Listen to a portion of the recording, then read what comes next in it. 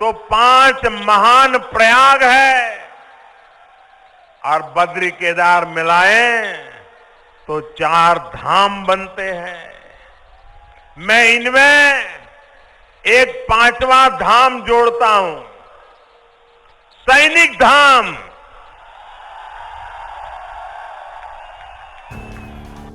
उत्तराखंड में जहां 4 धाम विराजमान हैं, वहां प्रधानमंत्री नरेंद्र मोदी जी ने आम जनमानस को एक सपना दिखाते हुए 5वें धाम की घोषणा की थी और कहा था कि 5वां धाम सैन्य धाम को बनाया जाएगा। इसकी कवायद शुरू भी हुई और पूरे प्रदेश भर से शहीद हुए सैनिकों के पवित्र आंगन की मिट्टी लाकर गोनियाल गाँव स्थित सैन्य धाम में प्रतिस्थापित भी की गई, जिस दौरान देश के सीडीएस भी मौजूद रहे। इस कार्यक्रम में प्रदेश के राज्यपाल retired lieutenant general Gurmeet Singh ने इस पहल को भव्य, दिव्य और अलौकिक बताया था।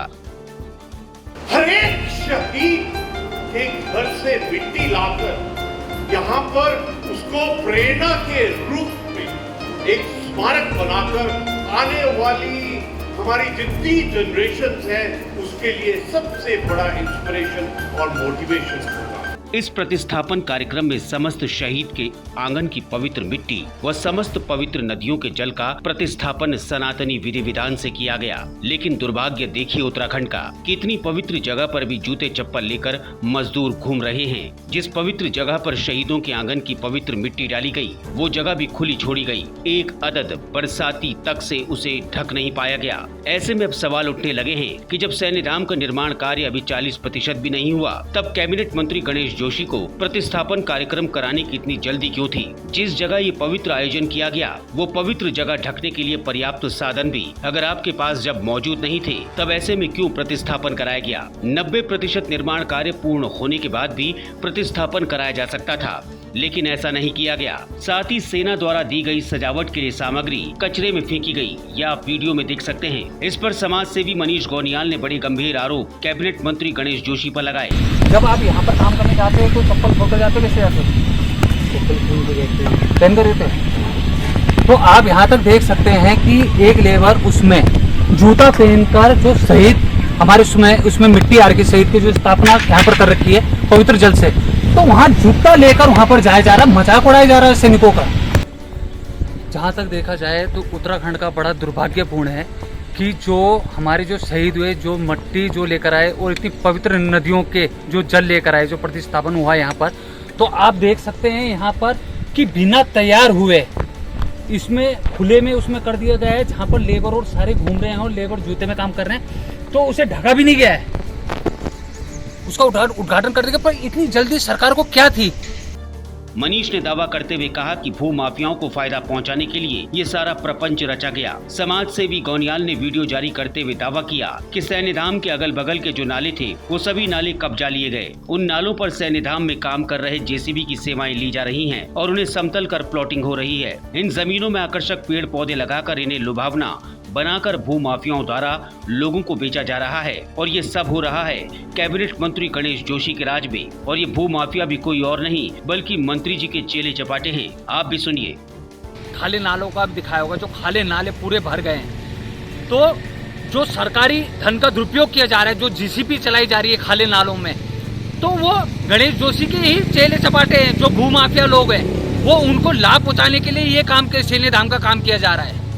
समाज सेवी गोनियाल द्वारा भेजे गए धरातल के वीडियो देखने के बाद ये बात तो तय है कि मनीष झूठ नहीं बोल रहे और कैबिनेट मंत्री गणेश जोशी ने लापरवाही बरतते हुए शहीदों की मिट्टी प्रतिस्थापन हेतु बनाई गई जगह, जहां भविष्य में अमर ज्योति स्थापित होगी, उस पवित्र जगह पर लापरवाही तो जरूर बरती है। मनीष के आरोपों को बल मिल रहा है इस खबर से, जिसमें सैन्य धाम निर्माण के लिए चयनित की गई जगह पर आला अधिकारियों ने भी पुष्टि की कि ये जगह भू माफियाओं को फायदा पहुँचाने के लिए चयनित की गयी और इससे कई भू माफियाओं को फायदा पहुँचाया जा रहा है। ये खबर प्रदेश के प्रमुख अखबार अमर उजाला तक ने छापी। एक सवाल माननीय कैबिनेट मंत्री गणेश जोशी से पूछना चाहता हूँ, जब यहाँ अभी ये कार्य पूरा नहीं हुआ, अभी जमीनों का हाल ऐसा है कि रोड का पता नहीं है, बोर्ड का पता नहीं है, सैन्य धाम का आने का रास्ता कहाँ से है, लोगों को ये भी पता नहीं है, जमीनों का विवाद चल रहा है, इस टाइम प्रोजेक्ट अधूरे में है, तो गणेश जोशी को ऐसी क्या मजबूरी थी, ऐसी क्या जल्दी थी कैबिनेट मंत्री के इस बड़े घोटाले की पुष्टि इस बात से भी होती है कि चमोली के जाने माने सवाड़ गांव देवाल चमोली द्वारा सैन्य धाम के निर्माण हेतु भूमि निशुल्क दान देने की पेशकश की गई। सवाड़ गांव उत्तराखंड का वो गांव है जहां प्रथम विश्व युद्ध में 22, द्वितीय विश्व युद्ध में 38, पेशावर कांड में 14 लोग शहीद हुए। साथ ही यहाँ से 17 लोग स्वतंत्रता सेनानी भी हैं। इस एक अकेले गांव से 91 लोगों का सेना व स्वतंत्रता संग्राम से नाता रहा। ये सवाड़ गांव सैनिकों का गांव कहलाता है। हर वर्ष यहाँ सैनिकों के सम्मान में मेला लगता है।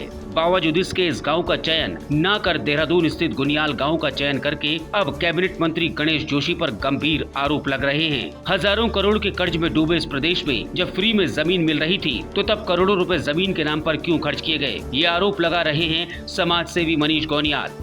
हमारे जो उत्तराखंड में गढ़वाल में चमोली गांव एक स्थित गांव है, जहाँ सवाल गांव है, जहाँ सैनिक काफी ज्यादा संख्या में शहीद हो रखे हैं, जिन्होंने हिंदुस्तान को बचाने के लिए कारगिल युद्ध में और कई अन्य युद्ध में जो शहीद हुए। तो गांव वाले खुद चाहते थे कि चमोली गांव में अपनी जमीनें खुद निस्वार्थ भाव अपनी जमीनें दे रहे थे सैन्य धाम बनाने के लिए। पर दुर्भाग्यपूर्ण ये है कि हमारे कैबिनेट मंत्री गणेश जोशी ने प्रोजेक्ट ऐसी जगह में लाए जहां पर सरकार का पैसों का दुरुपयोग किया जा रहा है, सैनिकों के नाम में राजनीति की जा रही है।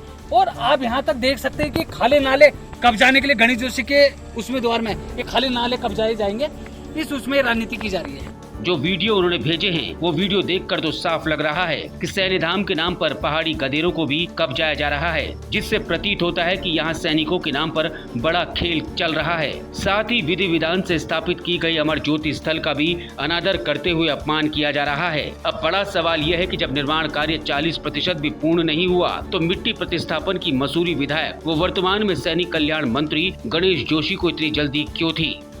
Bureau report, news India update. आप देख रहे हैं NIU न्यूज इंडिया अपडेट।